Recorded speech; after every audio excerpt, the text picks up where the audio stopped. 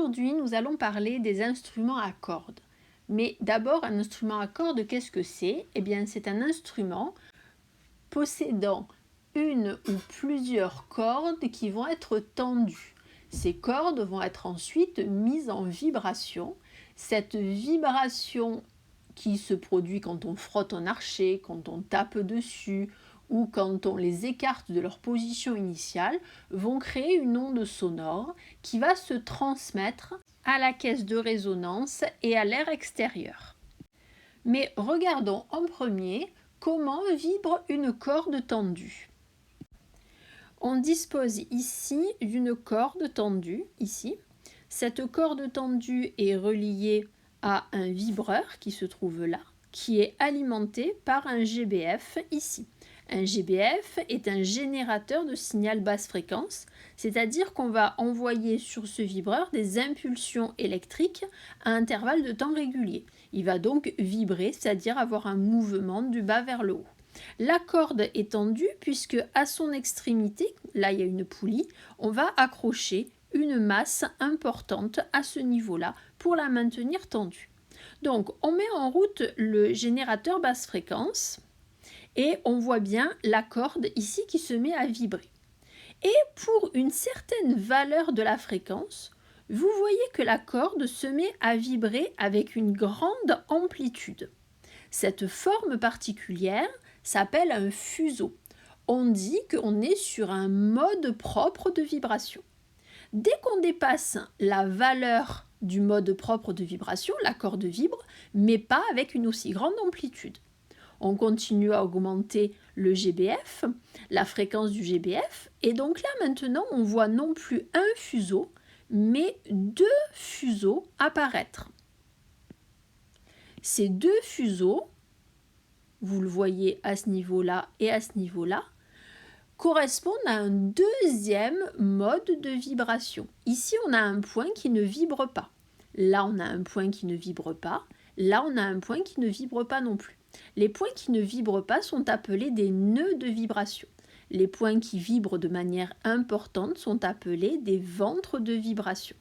Si on regarde la fréquence ici permettant d'obtenir cette forme de fuseau, cette fois-ci on a deux fuseaux, eh bien c'est le double de la fréquence précédente. Vous voyez bien ici qu'on a une vibration de grande amplitude à 22,4 Hz. Nous continuons à augmenter la fréquence du GBF et donc la fréquence de vibration de la source et donc de la corde.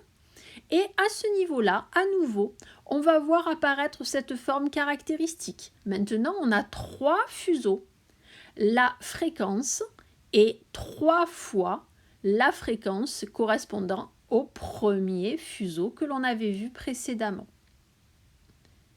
Ici, on a une corde que l'on a mise en vibration de manière forcée, c'est-à-dire qu'on l'a forcée à vibrer.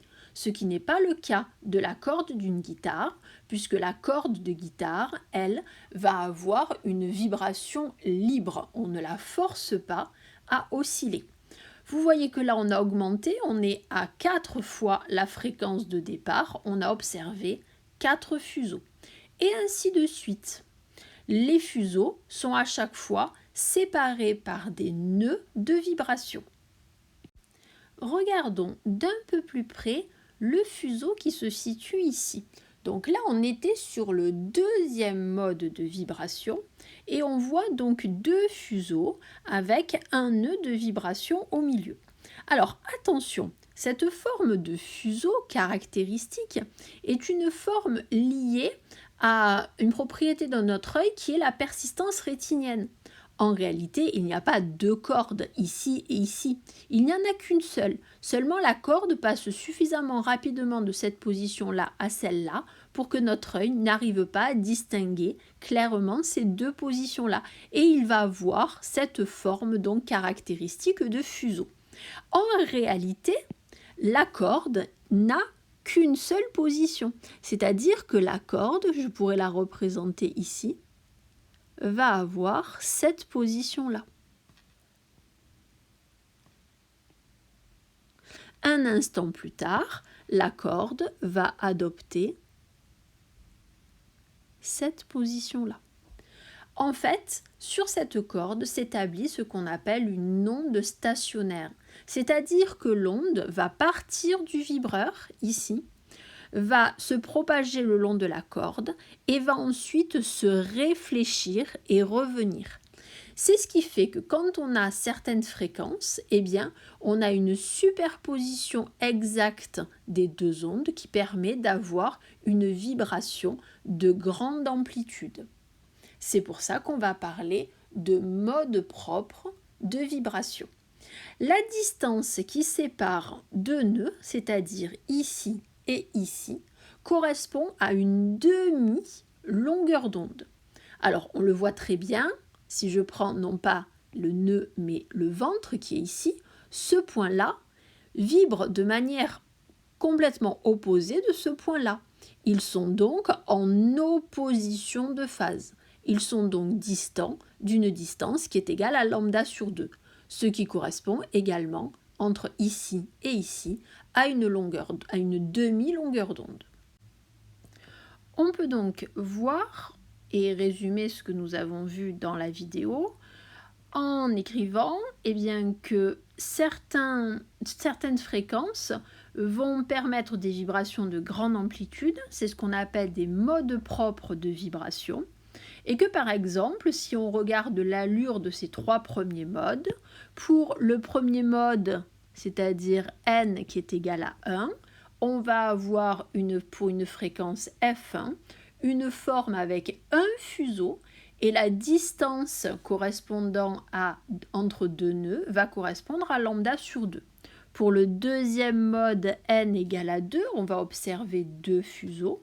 Pour le troisième mode n égale à 3, on va observer trois fuseaux. Ça, c'est dans le cas où j'ai excité la corde. Donc ça veut dire que j'ai une vibration qui s'appelle une vibration entretenue. Le vibreur va imposer une vibration à la corde, contrairement à ce qui se passe dans la corde d'une guitare. Dans la corde d'une guitare, on a une vibration qui est dite libre. Et bien à ce moment-là, dans la vibration dite libre, on va avoir une combinaison de tous ces modes propres-là. Et le premier mode propre, qui est ici, va correspondre à la vibration de plus grande amplitude.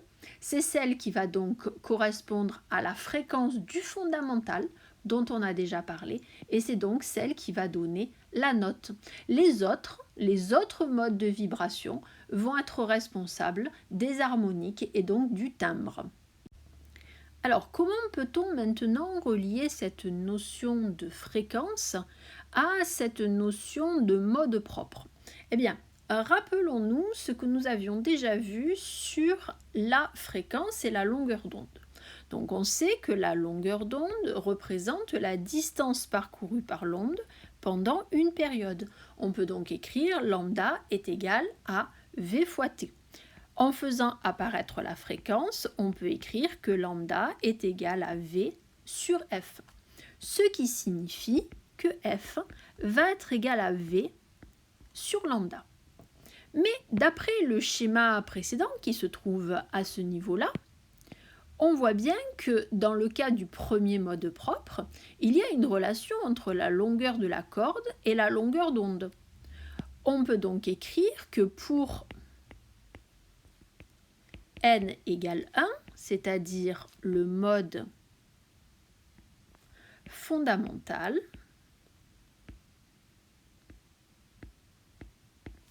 on va avoir lambda sur 2 qui est égal à grand L, ce qui signifie que lambda est égal à 2 grand L. De plus, on a Vf qui est égal à V sur lambda.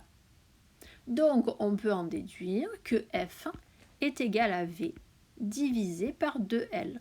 Donc ça, bien évidemment, c'est la fréquence du fondamental qui va donc dépendre de la célérité de l'onde sur la corde et également de la longueur de la corde.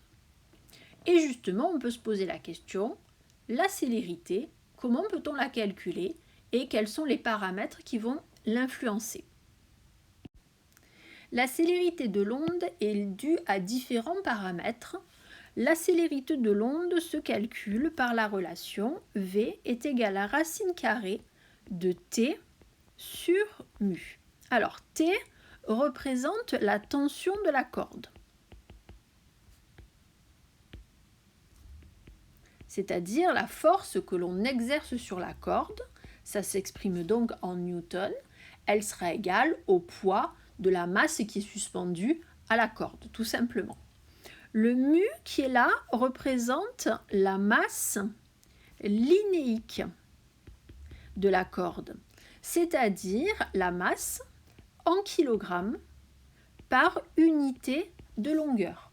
Donc une corde métallique aura une masse linéique plus importante qu'une corde en coton par exemple.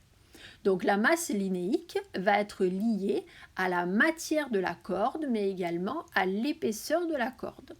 Donc si on utilise cette formule, on peut donc écrire que pour le premier mode, le mode fondamental F1, où nous avions trouvé que le mode fondamental F1 c'était égal à V divisé par 2L, eh bien on peut l'écrire en utilisant cette relation comme étant racine carrée de T sur mu multiplié par 1 sur 2L.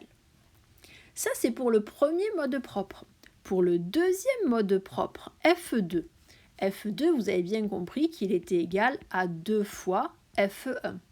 Donc, on va avoir 2 multiplié par racine carrée de T sur mu multiplié par 1 sur 2L. Et ainsi de suite. On peut donc généraliser en disant que pour les différents modes propres de la corde, Fn va être égal à petit n multiplié par racine carrée de T sur mu multiplié par 1 sur 2L. On peut donc déterminer quel va être le son qui est émis par une corde en connaissant la tension de la corde, en connaissant la masse linéique et en connaissant la longueur de la corde. On comprend donc bien pourquoi quand on cherche à accorder une guitare, il faut modifier la tension de la corde, ce qui nous permettra donc de modifier la fréquence du son qui va être émis. Qu'en changeant la matière de la corde pour la même tension, eh bien on va changer la fréquence et que bien évidemment si on appuie sur une corde, on modifie la longueur de la corde et donc on va modifier la note qui va être émise. Vous savez maintenant tout sur les instruments à cordes. Les instruments à vent fonctionnent de manière un peu similaire, sauf que ce n'est pas une corde qui va être mise en vibration, ça va être les tranches d'air qui vont se situer à l'intérieur de l'instrument. On parlera de tuyaux sonores, et alors on parlera plus de ventre et de nœuds, mais il faudra préciser des ventres de pression et des nœuds de pression, c'est-à-dire des endroits où la pression ne varie pas et des endroits où la pression va varier de manière importante. Bien évidemment, il y aura différents types d'instruments à vent selon si on a des tuyaux ouverts ou des tuyaux fermés, mais nous verrons ça dans des exercices.